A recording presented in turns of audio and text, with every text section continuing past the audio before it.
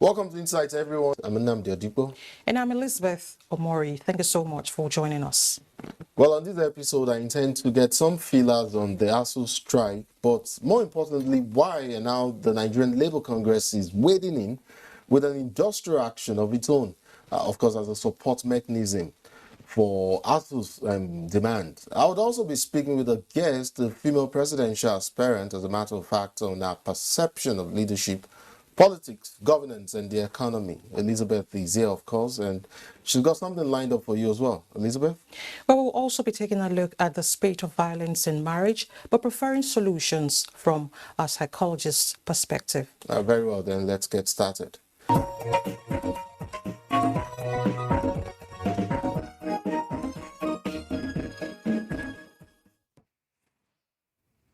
The Nigerian Labour Congress has threatened to embark on a 3-day nationwide warning strike if the federal government is unable to meet the demands of the Academic Staff Union of Universities, ASUU, and of course other university-based unions. So allow me to give some context to this issue first. On February 14, 2022, ASUU had announced the 4-week total and comprehensive warning strike following the inability of the union and the federal government to reach a common ground on the demands of university lecturers. Some of ASUU's demands includes the release of revitalization funds for universities, implementation of renegotiated 2009 federal government and ASUU agreement, and the release of earned allowances for university lecturers. There are also other demands. Some of them include the deployment of university transparency and accountability solution, that's the one known as UTAS, for the payments and salaries and allowances of university lecturers. All right, then, following the expiration of the initial 4 weeks of the warning strike, ASUU had gone ahead to declare another 8-week strike, saying it was giving the government more time to meet its demand. Of course, aside ASUU, there are other university-based unions also on strike. They include the Senior Staff Association of Nigerian Universities, SANU. Then there's also the Non-Academic Staff Union of Allied Education Institutions, NAT, and lastly, the National Association of Academic Technologists, NAT, whose demands have also not been met by the government. Joining me now to discuss this issue is the President, National Association of Academic Technologists, NAT, Comrade Ibeji Nwokoma. Welcome to Insights, Comrade.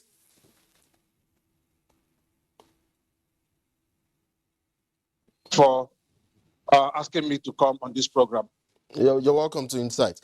Let me begin our conversation by quoting the NLC President, Ayuba Wagba, at the pre-May Day rally in Abuja, where he said, and I'll quote, "If at the end of the national protest and the 21 days ultimatum, the federal government still fails to resolve the industrial crisis in Nigeria's universities, the Congress would be left with no other option than to embark on a 3-day nationwide warning strike in solidarity with our affiliates in the universities and with Nigerian students whose future and well-being are being robbed." End of quote. I mean, is this where we are now?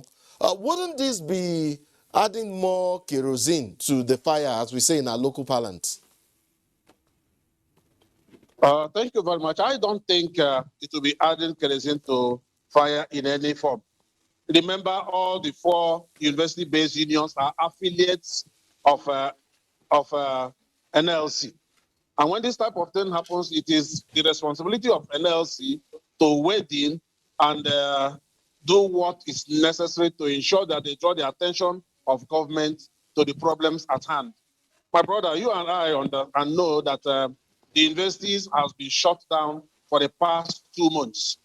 The children of the poor are on holidays. I just read something this morning that one of the governors in the northern part of the country, I don't want to mention names, the son just graduated in a university in London, and he attended the convocation ceremony. And that's what we're saying, that the children of the rich are in school. The children of the poor are at home. And so that's what the NSC is trying to do, to draw the attention of government to the fact that the masses, the children of the poor, are at home, and that it is undesirable. It's not fair. And you think this is the way to go? Every other option has not been exploited by NLC. Perhaps is this is this the last resort for NLC? I dare say. In the first instance, when these issues were brewing, NLC wrote to the presidency, NLC wrote to the Minister of Education, NLC wrote to Minister of Labor and Employment, NLC wrote to all the ministries that are responsible to intervene in this matter. And I tell you, it was only the Minister of Employment, of Employment and of Labor and Employment that responded, that acknowledged, not that they did anything.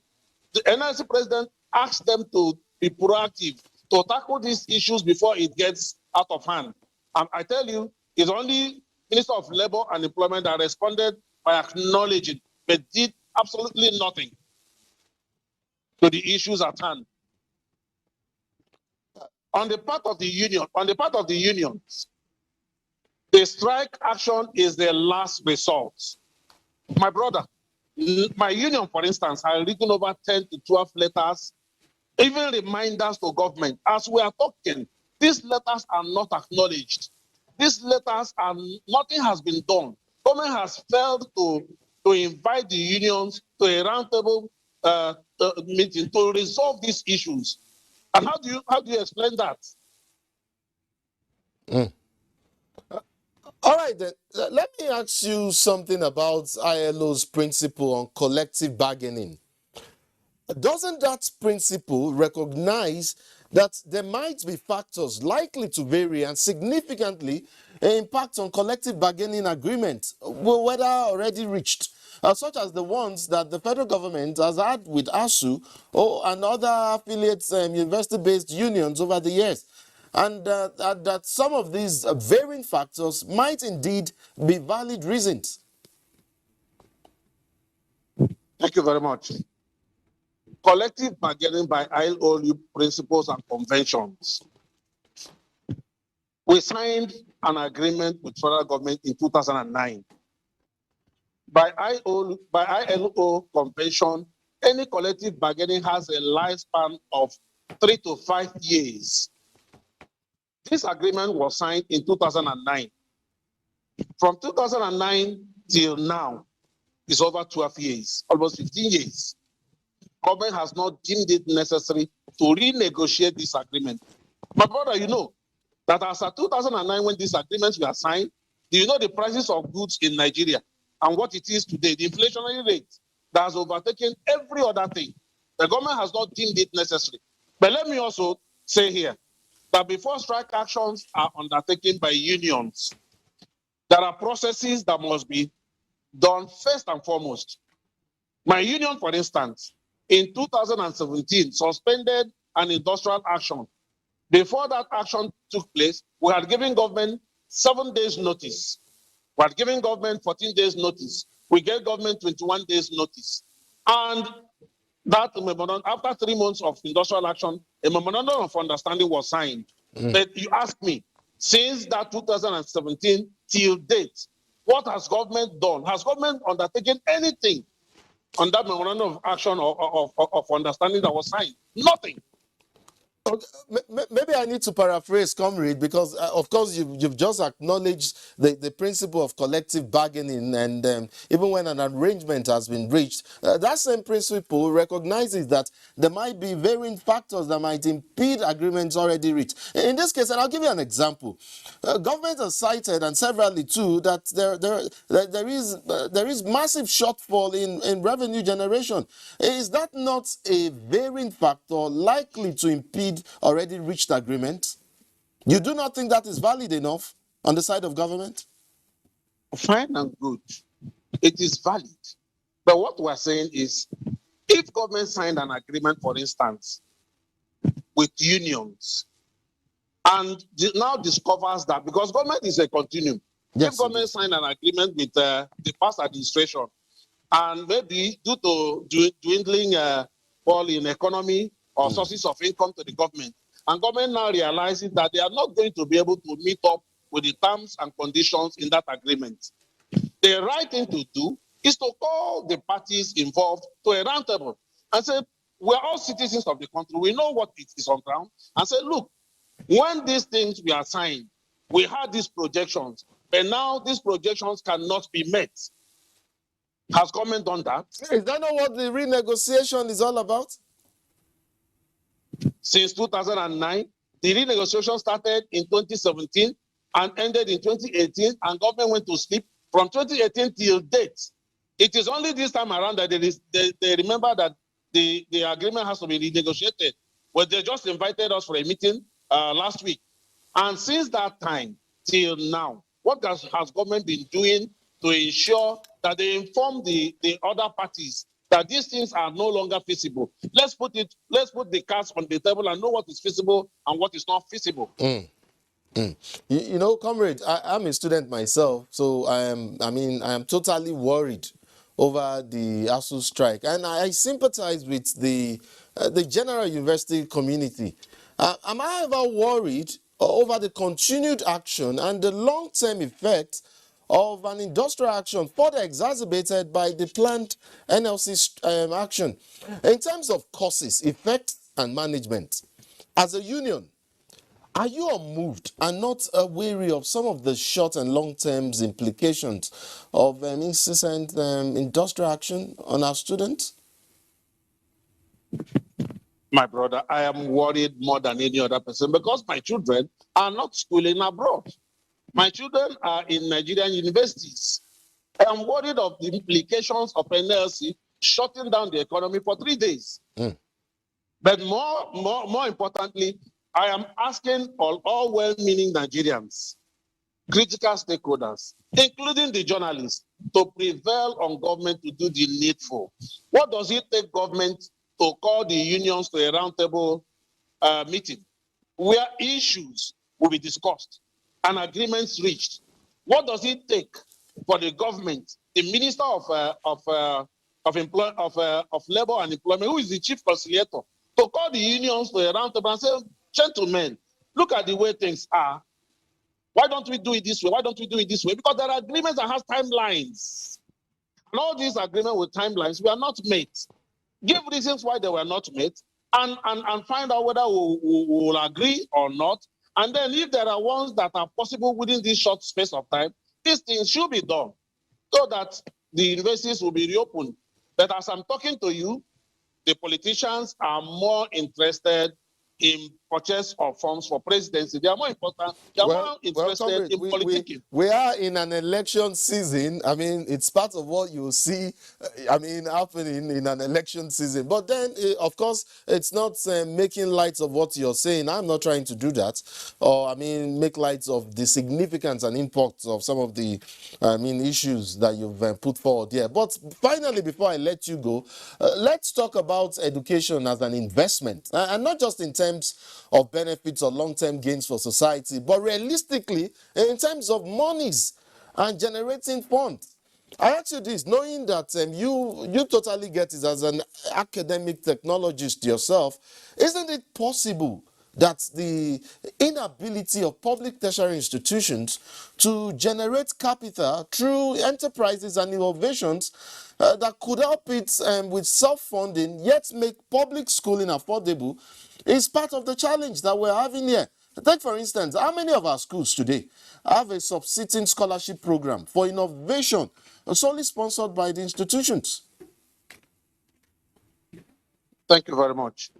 Before such a thing can thrive, there must be a conducive environment. There must be an enabling environment by the government. If my members, for instance, are to be very, very proactive, are to be very, very innovative, There must be equipment in the laboratories. The laboratories have to be equipped.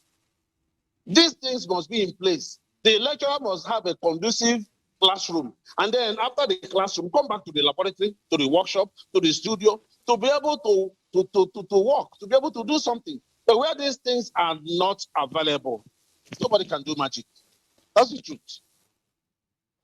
Well, thank you so much for your thoughts on this important yet delicate issue. I've been speaking with the President, National Association of Academic Technologists, and NAT, Comrades Ibeji Nwokoma. Thank you so much for joining us on Insight on such a short notice, I dare say.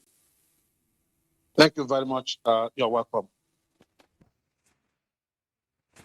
My next guest is one of the few female presidential aspirants in the 2023 presidential elections. And I'll be getting her views on politics, leadership, governance, the economy, as well as other critical issues of national importance. She's Patience K of the People's Redemption Party. And I understand congratulations. By the way, you just picked up the presidential intent and nomination forms for the PRP. Yeah, thank you, Namde. Thank you for having me. Yes, I did that yesterday. Congratulations. Welcome to, let me just formally welcome you to Insight. Let's begin with a basic question, maybe somewhat of a cliche. We are inundated by several development issues in Nigeria, some mostly economical, a lot of them are social and even political. Most of the times, I have wondered why it matters which gender or sex is making the tough decisions when it comes, no matter what the situation is. I would think that whether you're a male or female, it shouldn't matter who is making the decisions. I don't think issues like desertification, flood, terrorism, insecurity, for that matter, care whether it is a man or a woman that is running Nigeria. So I'll ask you this. Why should it matter, or that there is a woman president in Nigeria? Thank you for that question. It doesn't really matter whether it's a man or a woman that presides over issue in Nigeria. A woman has the right, the constitutional right, to vie for any position that she wants to in our country. We envy and we talk about other economies. For example, Finland. It's a woman, the Prime Minister of New Zealand is a single girl. It's a woman. Germany, just handed over after 8 years, a woman. Even in Africa, we've experienced a woman being... Liberia. Yeah, Liberia, handed over in 2018, a woman. And maybe some of us don't even understand our sister, Ngozi Iweala. She's actually ruling the world. Maybe we don't understand what WTO means. She's more than the president of presidents. Trade is what brings life and the connectivity and all that. She's actually ruling the world. Maybe because it's not in our space where we think of, and so many Nigerians were actually like, oh, yes, you should be there. And guess what? There were 2 women who were vying for that position, So we should begin to think. So Olga does not care whether you're a man or a woman. It does not. What It's not matters is how to come up with solutions to fill that hunger and take it away. Exactly. Inspirational leadership, transformational leadership. So why they hide? Exactly. I think it's just interest when it comes to our economy, greed. And we should stop aiding it, because leadership is not gender specific. We want someone, whether a man or a woman, who can make this country better. When we say giant of Africa, with our population, it's a big market. Somebody that can actually take us where we need to be as a people and as a great economy. Okay, let's talk about the dynamics of leadership. The leader-followership relationship, since we're on the subject. Somehow I'm beginning to rationalize that the concept of servant leadership and followership, albeit inspirational, is utopia. Maybe as far as politics and governance is concerned here in Nigeria, I feel like we, as followers, have become prone to what some have described as the influence of leaders' implicit followership theories, meaning that followership in Nigeria today is based on preconceived notions and belief about leadership, unfortunately, impacting outcomes.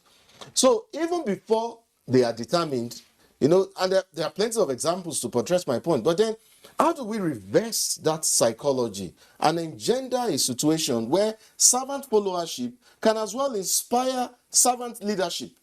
Because at the end of the day, like they say, leaders emerge from followers, and people deserve the kind of leaders that they get. Thank you very much. You see, sometime in November, someone asked me a question. He said, "Are you scared?" I said, "Scared? No, I'm not. I'm not scared of the faces or people that are talking about that they want to, they're vying for the same position that I'm coming out for." I said, if I'm scared at all, it's the Nigerian people, because we don't understand the power we have as citizens. The citizens, we call ourselves followers. We are actually the influencers. Because, like you said, the leaders come out of us. Exactly. The leaders are made up of followers. They were once followers before they became leaders. So whatever we influence is what we see in Nigeria. If someone gives you a bribe and you refuse to take, the person knows you for who you are. So it takes two to tango, So we should not sit in a position where we continue to encourage marginalization, disrespect, of our human rights and all that. So the followers are actually the builders of the economy. It is what we want to happen in Nigeria, in our space that happens. So the followers are actually, the builders of the economy. We are the leaders. When we say no, it is no. How many people are in the place of leadership? For example, 1 million. I mean, they're not even up to the president, the governors, there are more followers in circulation than leaders. Exactly. So that's how powerful we are. But so our people need education. We need continuous education, training that, where you are an influencer. You can make or break. And we should stop breaking and begin to make this country. In many ways, and on the basis of ideal, and this is moving on now to another very critical issue, of zoning. And rotational presidency and zoning, in fact, they both depict equity and fairness, but also there's also the issue of merit, excellence, and the right of every citizen to aspire for elected position. So I understand your party, the PRP, is somewhat silent on that issue. I mean, the issue of zoning. If I'm not mistaken, its last public statement on the issue implied that it will be throwing the contestation open to our aspirants from all parts of the country, but that's besides the issue. What is your personal take on the imperatives for balancing merit, excellence, and quality against equity in Nigeria's representative leadership? I think this is kind of interwoven. I believe in meritocracy. I believe in excellence. Equity falls in different aspects. For example, if we're talking about devolution of powers, of course, that is an equitable situation where everyone wants to be in this country. Because when we look at the developed world, things that happen, the state is able to use the resources or whatever they have in their area to develop their countries and to develop their states and build the lives of their people, So that should also happen in Nigeria. There's nothing wrong in zoning if it is done, with respect, with, looking at equity, we're looking at how this will affect lives and all that. But we should begin to think of, whether the person is from the north, the south, the west, the east, and meritocracy. Those who have the vision, those who have all that it takes, not because you're in the place of power before, or because you're among those cronies, or because you have some money in your pockets without us even looking at how that money came about. So solidly, I believe in meritocracy and excellence. But again, equity it's interwoven in this situation. There are places where we should consider equity, as in, devolution of power, looking up and how our states can be given the autonomy, to actually... I don't know, but why do I sense like you're trying to sit on the fence there and be very cautious? Because, I mean, you want to play it safe. I mean, that's the sense that I'm getting. But which would you pick over the other? Because, of course, you and I know what's been playing out in the polity, for instance. But would you rather throw the space open so that every citizen, empowered by the Constitution, qualified to contest for elected positions, should contest? But of course, we do also know what is playing out, because every zone, some zones I felt under neglected, or rather I felt neglected, I beg your pardon, and marginalized, and so saying, okay, no, this is due us for this period. We should hold this position for this period because others have held it in the past. So in your opinion, we should be uppermost. We should come first. Excellence and meritocracy. Yes, it should be by merit. Yes, it should be by merit. Every one Nigerian has the opportunity. It's your civic right. It's your civic responsibility. You are a born Nigerian. Nobody should tell you whether it's a turn. It's not a turn by turn thing. But okay. How has it helped? From the zoning, turn by turn. It's not today. It's out tomorrow. It is. How has it helped? From 1960, how has it helped? How has the economy, grown? How has the life of the people changed by the zoning? It has not helped. We should be open to excellence, to meritocracy.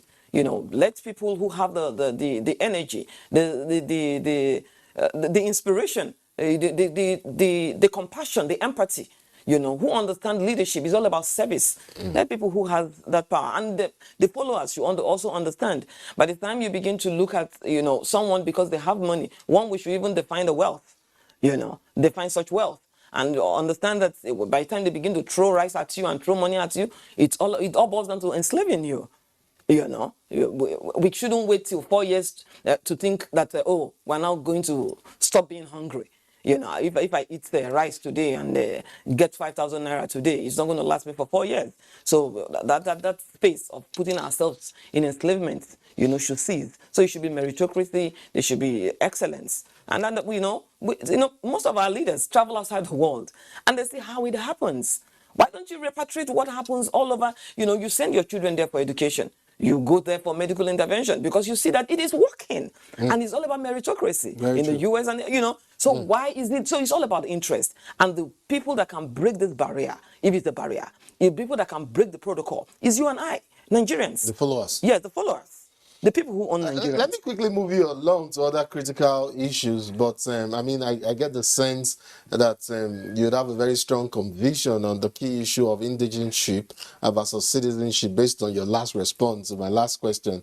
There's a debate in Nigeria. I'm sure you're aware of the implied conferment of indigenship rights on certain tiers of Nigerians, even though the Constitution recognizes all Nigerians in every part of the country as citizens. I'll ask you a question that I recently asked a guest on this program. Firstly, do you agree that this concept of indigenship is one of the problems at the root of our Nigerian character and reflects the core challenge of our nationhood, where ethnic suspicions and unhealthy rivalry are pervasive and ever present? Yeah, yes, we are the cause of our problem. The Nigerian problem is man-made. We inflict problems on ourselves, and in the long run begin to look for solution. The only solution that can be and speak for sustainability is to actually remove the problems that we have caused.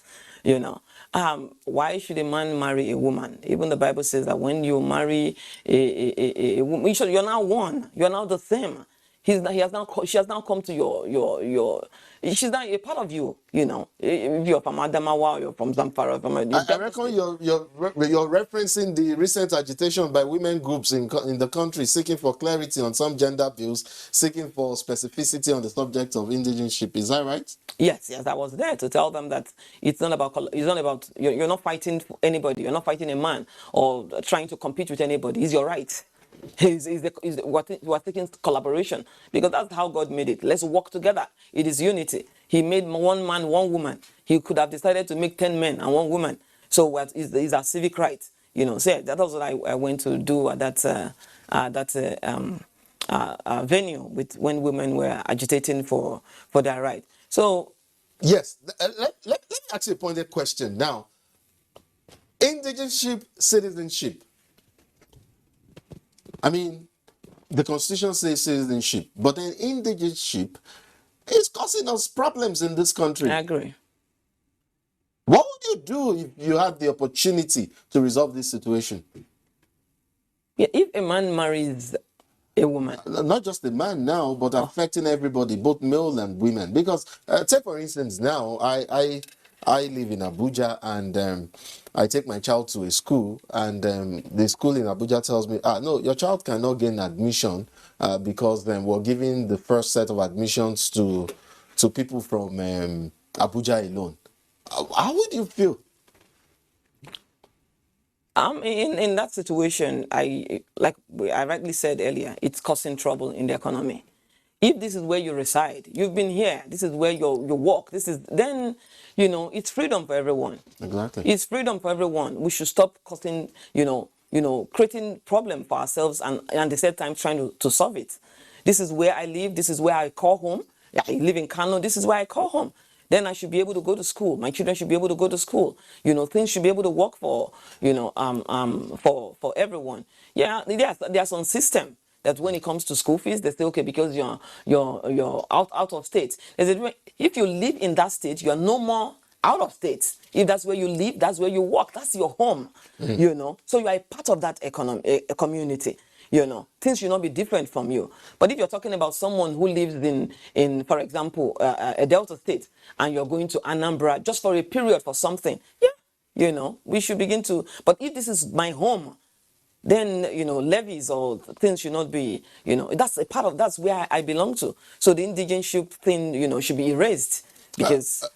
Yes, very quickly, we're fast losing time. I just understand. I understand where.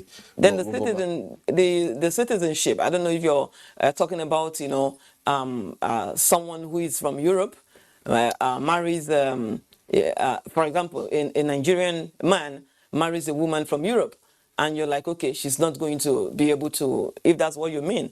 Yeah, that's part of the gender bills. I mean, the agitation for gender bills. Yeah. But it says that the point really is that it says that the Nigerian woman should be able to confer our citizenship on a foreign husband, and of course we know where that stands right now. It's part of the debate. And for the male, I think it's easy for them to do. So I don't know. This is all about why interest. It's difficult for women. Yeah, why should it be difficult? It's all about interest. It's all about greed.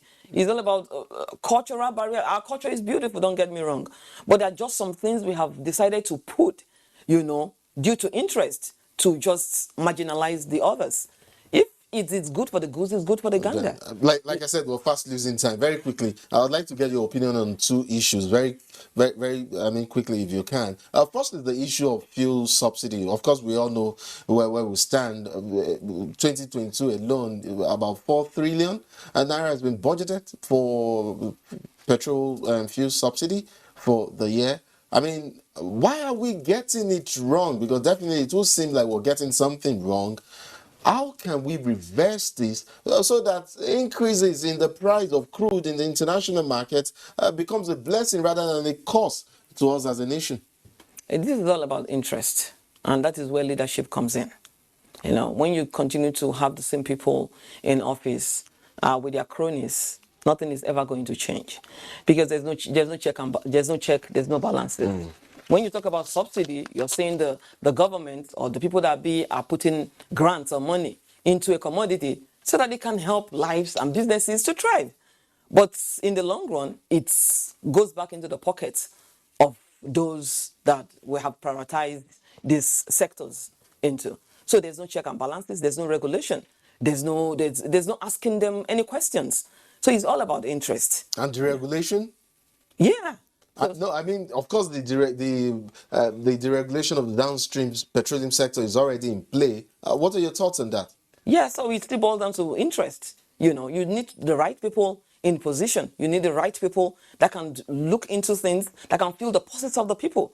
No matter how we debate this, you need the right people in government that can feel the pulses of the people. How does it affect the economy? How does it affect the Nigerian lives? How does it affect that man on the streets? Not how it affects only the businessman or only my cronies and all that. That is not leadership.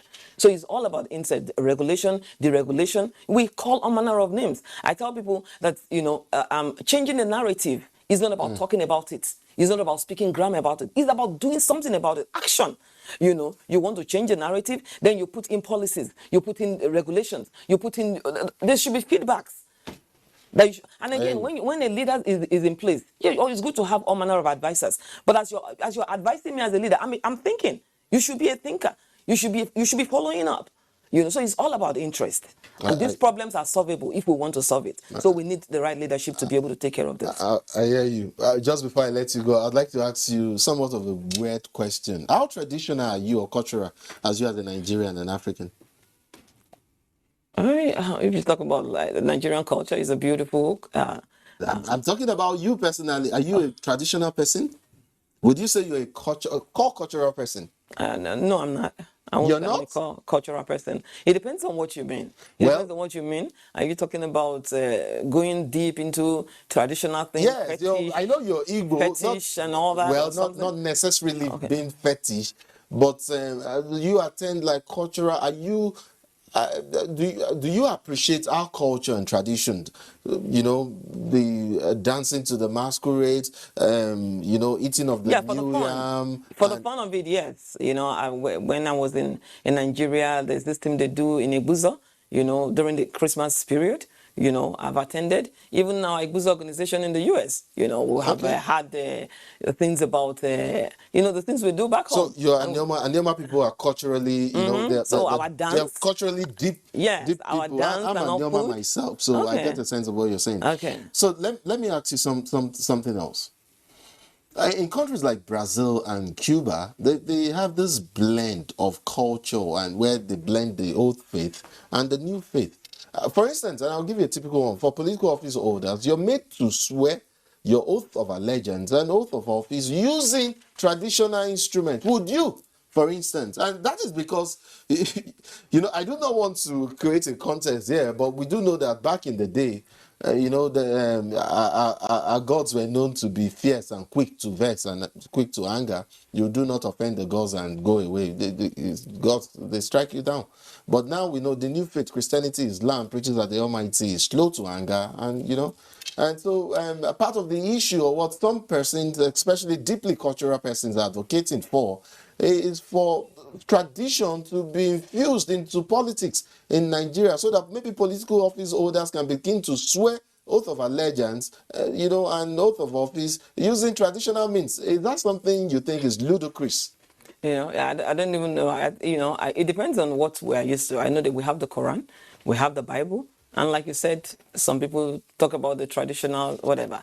And I don't know whether to say the traditional mood, whether it's even dilly-dallying, because I don't know who the traditional way of swearing has killed anybody so far in the government for those who have used it. So maybe they're now parlaying with the traditional, if that's where we want to go. But there's something that I know for a fact. If you give a man iron to swear by Ogun and tell him to swear that you will keep the provisions of this office, for the next 4 years, I tell you something, that man would be afraid to be corrupt. I'd like to thank you so much for coming on Insights. And Patient K, presidential aspirant on the platform of the People's Redemption Party. I do wish you success in your pursuit, and hopefully we will be watching the race and see how things turn up or turn out. Thank you so much for coming on Insight. Thank you for having me, Nnamdi. I appreciate it. Elizabeth Omori is up next. Women often feel trapped in violent relationships because of their partner's threats to kill them if they leave, same as men. Battering is best understood as a continuous traumatic experience, and like many other forms of trauma, it takes a considerable psychological toll on its victims. Battered women are at risk for chronic physical and psychological health problems. The high prevalence of battering and its psychological and physical consequences mean that battered women present with a multitude of acute and chronic symptoms and are not easily identified. How can we develop comprehensive plans to reduce this complex public problem? That will be our focus. And I have two beautiful women who will enlighten us. Ambassador Loveth Egundu Dara Anowi is the national president, Eza Dibo Global Network, and Ada Azubugo, a psychologist. Ladies, thank you so much for joining us on the program. Thank you for having us. Thank you very much. All right, Ambassador Loveth, what is your take on battery in marriages and relationships? It's you see, that word battery is something is something every one of us have to like work on, because there is no remedy to battery. It's a situation where the only way out, the only cure for battery is stopping it, putting a stop to it, or taking a walk. Because battery would not only leave the victim mad, battery will not only leave the victim destroyed, battery will destroy even more than the victim know or can imagine. So, battery in relationships and marriages can never be, can never be overemphasized. We just have to put heads together. We just have to go that extra mile to make the victims know that there is a solution. There is a way out. And the way out is simple. Putting a stop to it. Okay, Because, I'll come back to you later, Ambassador. Mrs. Sada, from the medical angle, what are your thoughts? our society condone it. Because when you come out to tell someone, oh, he's battering me and he's my husband, they'll ask you, for how long have you been married? So you've been taking this all this time? Why are you coming to complain? And some other persons will tell you, did you not date this person? But they know the signs. Why did you ignore the signs? So these are many challenges we face on a daily basis. And you find out that some women, they even put up with it. And they tell you a man that does not batter them does not love them. So these are the issues we should always confront on our daily lives and everyday living. All right, I'm putting this particular question to both of you. Oftentimes, the battered don't leave, like you said, because of the children. The sad situation is that they die, leaving the children. Why not leave? I earlier stated that most women, for the fear of what the society will say, and most of them for the fear of what the religious circle will say, they have religious obligations, they want to meet up, and they don't want to look like a failure before society, before their religious gathering and other social gathering. Not considering the children. Like in psychology, there's something about battering, domestic violence that affects children. Their psychological effects is even more on the children than those who are the batterer or the victim. So if you understand that you have children, if you're not self-centered, because most times you find out that these people are self-centered, they consider most of the things that people will say about them, not considering the effect on the children. So if you understand the effect on your children, then you would also know that the psychological effect on your children for you being battered as a woman or as a man, because some men are also being battered. So if you understand the psychological effect on your children, then you would know when it's time to draw the line. You don't just keep staying in an abusive relationship because you feel you don't want the society to mock you for that. Thank you. All right, okay. Ambassador, let me put this to you, Ambassador Loveth. At what point should a woman or a man leave an abusive relationship? Okay. The point where a man or a woman should leave an abusive marriage is the point you don't need to wait till that point when you cannot do anything. Leave at least when you still have little life with you. Leave immediately. Because when you don't leave, your body will be taken away from the marriage or the relationship. Because this is something that involves death. Victims should stop looking at what the society will say, just like what my colleague here said. Correct. What the society will say, or what the religious circle will say. No, they will not be there when your dead body will be deposited at the morgue untimely.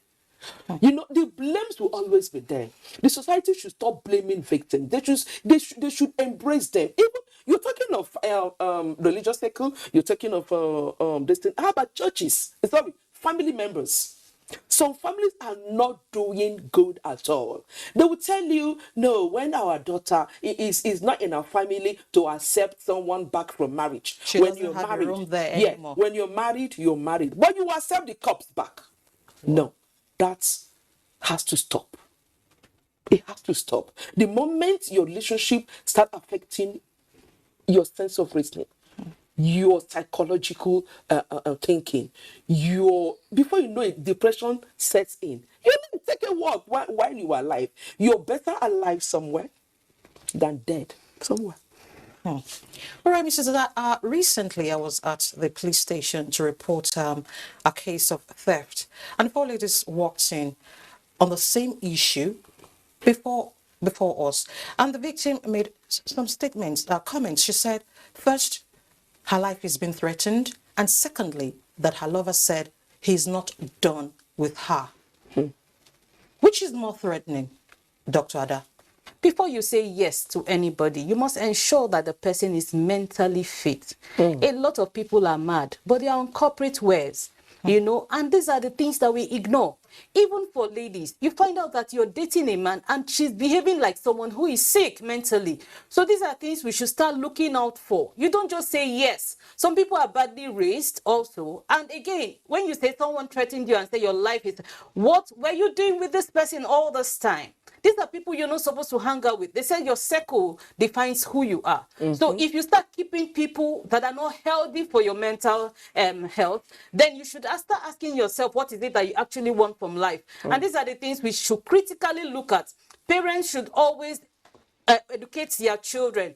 You know, while we were growing up, there are things our parents did not tell us. We're not exposed to so many things. But now our children are exposed to social media.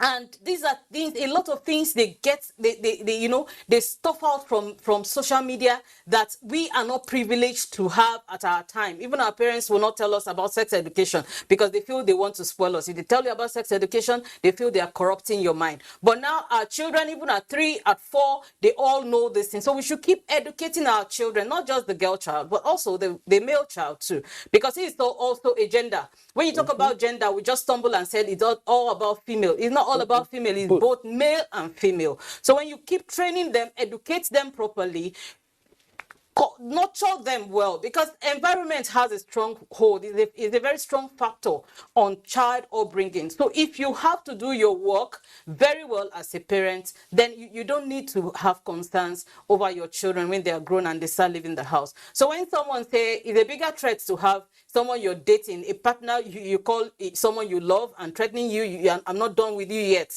You don't even need to go seek help from the police. First and foremost is you do what I call preventive measures. You don't do damage control. Don't even date that person in the first place. You see someone on the street acting like an agboro, can beat anybody, can fight anybody, and you're saying yes to that person. Tomorrow, you will also be his victim. So we need to be very careful in choosing who we date. So you find out that people caution you about this person, but you feel that's where your love lies, and you find yourself running back to this person. And you're not married, you're accepting beating. There's something wrong with your cognition, so you need therapy. The person needs help. Yeah. Help. All right. Exactly. You know, I actually find it very funny when I hear that a man is being beaten by his wife, although it happens.